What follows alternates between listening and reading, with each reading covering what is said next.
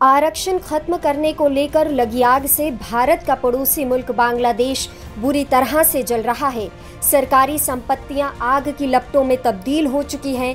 कई लोग मौत के साए में जीने को मजबूर हैं। इस बीच भारत के कई MBBS स्टूडेंट्स बांग्लादेश में फंस गए थे और अब कई काले दिनों के अंधेरों से निकलकर बाड़मेर का बेटा अपने वतन लौटा है। मंसूर अली सरहदी बाड़मेर का रहने वाला है। वतन वापसी के बाद लोकल 18 को मंसूर ने क्या क्या बताया, हम आपको इस वीडियो में दिखाएंगे। बांग्लादेश आरक्षण विरोधी आंदोलन की वजह से जल रहा है। मंसूर बांग्लादेश की राजधानी ढाका में central international medical college Dhaka का 2nd ईयर का स्टूडेंट है। वहाँ बहुत हालत खराब, तो पुलिस को भी मार रहे हैं, कोई भी नहीं देख रहे हैं। बस ओल्ड ढाका, उत्तरा, धान मंडी, ये सारे एरिया ऐसे ही थे, टोटली अनकंट्रोल। जो ओल्ड ढाका वाला जो एरिया था ना, मैं जो डेवलप एरिया में रहता था, तो न्यू ढाका है, तो वहाँ पे इतना नहीं था। तो यूनिवर्सिटी वगैरह सब उस एरिया में थी, तो वहाँ पे बहुत ज़्यादा था। टोटली वहाँ के लोगों को ये था कि जो 1971 में जो वॉर हुआ था बांग्लादेश में, तो जिन लोगों ने बांग्लादेश को सेव किया था उन्हें फ्रीडम फाइटर के नाम से जाना जाता है। तो उनको 70% आरक्षण दिया जाता था और 30% उन लोगों को, जो लोग थे उनको ये बात अच्छी नहीं लगी। ठीक है, आप फ्रीडम फाइटर के बच्चों को दे रहे हो, बट ये तो आप उनके ग्रैंड चिल्ड्रन को भी दोगे, ऐसे पीढ़ी दर पीढ़ी चलता रहेगा। तो उसको रोकने के लिए वो अपने हित के लिए गए, अपनी मांग की। यहाँ तक भी ठीक है, मामला सही था। फिर उसके बाद जो 70% वाले जो लोग थे जिनको आरक्षण मिल रहा था, फ्रीडम फाइटर के जो ग्रैंड चिल्ड्रन या उनके रिलेटिव, तो उन्होंने कुछ एक वर्ड बोल दिया था बंगाली में, जो वर्ड मेरे को याद नहीं, बट उसका मतलब यही है कि आप ना, मतलब वो लोगों जिन्होंने उस टाइम बांग्लादेश के साथ नहीं थे, पाकिस्तान का साथ दिया था।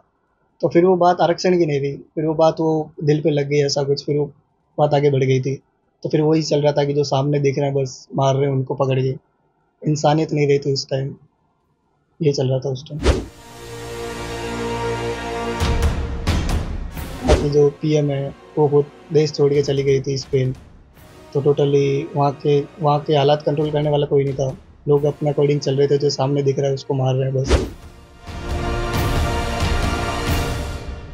वहाँ हिंसा शुरू हुई 16 जुलाई को, 17 जुलाई को ठीक है चल रहा है, फिर 18 जुलाई को वो मैन हो गया, हाथापाई वगैरह, मारपीट। वो 17 जुलाई के शाम को और 18 जुलाई से शुरू हुआ। उसके बाद बांग्लादेश के जितने भी कॉलेज है, सारे हालात अच्छे नहीं थे। और रही बात फॉरेन स्टूडेंट की, फॉरेन स्टूडेंट कोई भी अफेक्ट नहीं हुआ। बस वो क्योंकि वो बांग्लादेश इनका मैटर था, तो इसलिए हमें पहले ही बोल दिया था कि आप हॉस्टल रहो, सेफ हो, जितना हो सके सेफली निकले यहाँ से। तो फॉरेन स्टूडेंट कोई अफेक्ट नहीं हुआ, बट वहाँ की यूनिवर्सिटी, कॉलेज, वो सब अफेक्ट हुए। मेरी लास्ट बात हुई थी 17 जुलाई को, फिर 18 जुलाई से तो फिर SMS के थ्रू चल रही थी। तो वो एक पॉइंट था कि माइंड में कि मतलब this place is not totally safe for us, so हमें जितना हो सके जल्द से जल्द निकलना चाहिए यहाँ से। ये माइंड वगैरह, वाईफाई वगैरह सब बंद था, तो इससे थोड़ा और दिमाग में डर बैठ गया। मंसूर बताता है कि 4 दिनों तक उसे और उसके साथियों को रूस और यूक्रेन युद्ध में फंसे स्टूडेंट्स जैसा लग रहा था। मंसूर ने 22 जुलाई को बांग्लादेश से उड़ान भरी और 23 जुलाई को बाड़मेर पहुंचा। मंसूर ने बताया कि 4 दिन तक वो बस यही सोचता रहा कि वो अपने घर जिंदा जा पाएगा या नहीं। उसने बताया कि घर वालों को जब उसने भारत पहुंचने की जानकारी दी, तब कहीं जाकर उन्होंने चैन की सांस ली। लोकल 18 के लिए बाड़मेर से मनमोहन सेजू की रिपोर्ट।